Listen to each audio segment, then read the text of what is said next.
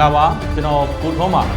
ီနေ့ဇွန်လ6ရက်နေ့ DBN ညနေခင်းသတင်းများကိုတင်ဆက်ပေးသွားမှာဖြစ်ပါတယ်ဟာကာထန်တလန်လမ်းပိုင်းကိုစစ်ကောင်စီကအင်အားဖြည့်တင်းပြီးအော်တိုတောင်ကိုလေကြောင်းမှနေဘုံကျဲတိုက်ခတ်နေတယ်ဆိုတဲ့သတင်းကိုတင်ဆက်ပေးသွားမှာဖြစ်ပါတယ်ချင်းပြည်နယ်ထန်တလန်မြို့ကိုပြန်သိမ်းဖို့စစ်ကောင်စီကဟာကာနဲ့ထန်တလန်ကြားမဟာဗျူဟာမြောက်အော်တိုတောင်ကုန်းကိုဇွန်လ9ရက်နေ့မှာလေကြောင်းကနေအပြင်းထန်ဘုံကျဲတိုက်ခိုက်သွားတယ်လို့သိရပါတယ်ရေပြင်စစ်ကြောင်းမချီတက်ခင်လမ်းရှင်းတဲ့အနေနဲ့ရောတော်လိုင်းတပ်ဖွဲ့တွေကြိုတင်ဖျက်တိုက်မှာကိုကာကွယ်ဖို့အတွက်ပါမွန်တက်12နာရီကနေ12နာရီခွဲတွင်ဂျက်တိုက်လေယာဉ်နဲ့9ကြိမ်တိုင်တိုင်ဘုံကျဲခဲ့တာပါစစ်ကောင်စီဟာလေကြောင်းနဲ့ဒရုန်းပစ်ကူတွေသုံးပြီးလမ်းကြောင်းအရင်ရှင်းပြီးမြေပြင်စစ်ကြောင်းတွေကိုအလုံးရင်းနဲ့ရှေ့တိုးတဲ့စစ်ဗျူဟာကိုသုံးနေတယ်လို့စီရေးသတင်းရင်းမြစ်တွေကသုံးသပ်ထားပါတယ်ဒီထိုးစစ်အတွက်ပြီးခဲ့တဲ့ဇွန်လ3ရက်နေ့ကလေးကဟာကာမြို့ကနေစစ်ကားကြီး4စီးစစ်အင်အား250ခန်းကိုဟာကာနဲ့ထန်တလန်ကြားမှာရှိတဲ့တီမစ်လွင်ပြင်ဒေသဘက်ကိုကြိုတင်ပို့ထားတာပါလက်ရှိမှာတော့စစ်ကောင်စီကအဲ့ဒီတီမစ်လွင်ပြင်ကိုရှေ့တန်းအခြေစိုက်စခန်းအဖြစ်သတ်မှတ်ထားပြီးစစ်ကြောင်းထိုးဖို့လိုအပ်နေတဲ့ရိတ်ခါနဲ့လက်နက်ခဲယမ်းတွေကိုလည်း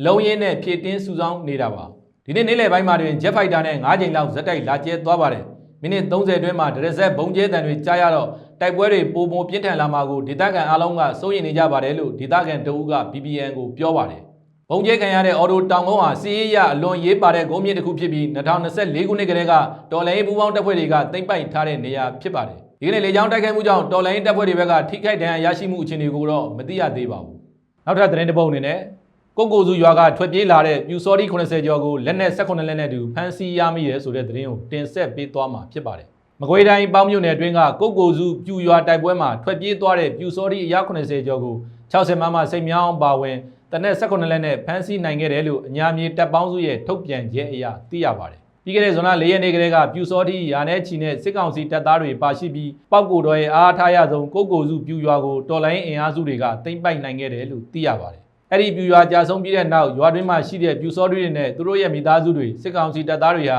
ညမကန်မဲ့လက်နက်အပြည့်စုံနဲ့မြိုင်ဆက်မှုနှစ်ကိုတိတ်တဆိတ်ထွက်ပြေးခဲ့တယ်လို့လည်းသိရပါတယ်ပြူစောတိတွေရဲ့ဖွဲ့လိုက်ထွက်ပြေးမှုကြောင့်ဒေတာတွင်အုပ်အော်တောင်းတွင်ဖြစ်ခဲ့ရပြီးနီးရှိအ ਨੇ ဆုံးရွာ9ရွာလည်းဘေးလွတ်ရွာကိုထွက်ပြေးတင်းရှောင်နေခဲ့ရတယ်လို့လည်းဆိုပါတယ်ညမြေတပ်ပေါင်းစုနဲ့ဒေတာတွင်တော်လိုင်းအင်အားစုတွေကအဆိုပါထွက်ပြေးမှုကိုပူးပေါင်းပြီးတောနှင်းရှာတာတွေကင်းထောက်ချင်းဖြင့်လိုက်လံရှာဖွေတာတွေပြုလုပ်ခဲ့ပြီးဇွန်လ9ရက်နေ့ည9နာရီလောက်မှာတော့ပေါက်နယ်ဇက်တနေရာမှာအစုလိုက်ပြုံလိုက်ဖမ်းဆီးနိုင်ခဲ့တယ်လို့သိရပါတယ်ကိုကိုစုရွာမှာပြူစောတိတွေကိုဖမ်းဆီးနိုင်ခဲ့ပေမဲ့လည်းအဆိုပါရွာအဖွဲ့ကိုဥဆောင်နေသူကိုကိုစုပြူခေါင်းဆောင်တဲ့စက္ကစ9ယောက်တို့ကတော့နယ်မြေကျွမ်းကျင်မှုကိုတုံးချပြီးထွက်ပြေးလွတ်မြောက်သွားတာကြောင့်အခုချိန်ထိဖမ်းဆီးရမိခြင်းမရှိသေးဘူးလို့သိရပါတယ်အခုဖမ်းမိတဲ့ပြူစောတိတွေဟာလက်နက်မချခြင်းအညံ့မခံခြင်းပြန်လည်ခုခံခြင်းတွေကြောင့်ဂျနီဗာကွန်ဗင်းရှင်းဥပဒေများအရသုံးပန်းစည်ရင်ဝင်များဖြစ်ကလက်ရှိအချိန်မှာကောင်းမွန်စွာစောင့်ရှောက်ထားတယ်လို့ညာမြေတပ်ပေါင်းစုမှထုတ်ပြန်ထားပါတယ်နောက်ထပ်တင်ဆက်ပေးမယ့်သတင်းကတော့နိုင်ငံတကာသတင်းစီစဉ်ပဲဖြစ်ပါတယ်တရုတ်သမ္မတရှီကျင်းပင်မလာမီတန်တထောင်အလေးချိန်ရှိဖြတ်သမောဒဇင်တိဆောက်ဖို့ကင်ဂျုံအန်ညွှန်ကြားတယ်ဆိုတဲ့သတင်းကို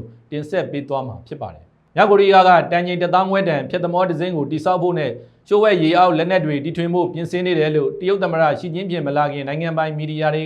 ကဇွန်လ6ရက်နေ့မှာထုတ်ပြန်ခဲ့ပါတယ်ဇွန်လ10ရက်နေ့တုန်းကခေါင်းဆောင်ကင်ဂျုံအန်ကိုယ်တိုင်ကြီးကြပ်ခဲ့တဲ့ရေတက်ဆန်းသက်မှုတစ်ခုအကြောင်းရိုဒေါင်စီမွန်သတင်းစာမှာဖော်ပြခဲ့ပါတယ်အဲ့ဒီမှာကင်ဂျုံအန်ကတန်1000အလေးချိန်ရှိဖြတ်သမောကန်ကွန်နဲ့နောက်ထပ်တန်9000စစ်သမောချွဲဟွန်တို့ကိုအမြန်ဆုံးတာဝန်ချထားဖို့ရေတက်ကိုအမိန့်ပေးခဲ့တယ်လို့ပါရှိပါတယ်ဒါပေမဲ့အသေးစိတ်ချက်လက်တွေကိုတော့သတင်းစာမှာဆက်ပြီးမဖော်ပြထားပါဘူးမြောက်ကိုရီးယားဘက်ကတန်1000ဖြတ်သမောတိစောက်မဲ့အစီအစဉ်ကိုထုတ်ပြောတာဟာပထမဆုံးကြိမ်ပဲလို့တောင်ကိုရီးယားခြေစိုက်မျိုးသားပြန်လည်ပေါင်းစည်းရေးတရားရုံးကအကြီးတန်းသုတေသနပညာရှင်ဟွန်မင်းကပြောပါတယ်ဒါမဲ့ဇွန်လ10ရက်နေ့နဲ့9ရက်နေ့မှာလာရောက်မဲ့သမ္မတရှီကျင်းပင်ရဲ့ခီးစဉ်မတိုင်မီကင်ဂျုံအန်အနေနဲ့သူ့နိုင်ငံရဲ့စစ်ရေးစွမ်းဆောင်ရည်ကိုထုတ်ကြွားခြင်းပုံရတယ်လို့လည်းသူကသုံးသပ်ထားပါတယ်နျူကလ িয়ার စစ်ပွဲကိုဟန်တားဖို့အတွက်ရေတပ်စွမ်းရည်ကိုမြင့်တင်ရမယ်လို့မြောက်ကိုရီးယားခေါင်းဆောင်ကပြောခဲ့တယ်လို့ကုန်းရည်လေတပ်ဖွဲ့အားလုံးမှာအင်အားတောင်းတင်းရေးနဲ့စစ်ရေးစွမ်းရည်တွေရှိနေရမလို့လည်းမှားကြားခဲ့ကြောင်းသတင်းစာမှာရေးသားထားပါတယ်သမ္မတရှီကျင်းပင်ဟာသူ့ရဲ့တခုတည်းသောတရားဝင်မဟာမိတ်ဖြစ်တဲ့မြောက်ကိုရီးယားနဲ့ဆက်ဆံရေးကိုပြန်ပြီးခိုင်မာအောင်လုပ်ဖို့အတွက်9နှစ်နီးပါးကာလအတွင်းပထမဆုံးအကြိမ်လာရောက်ခဲ့တာပါ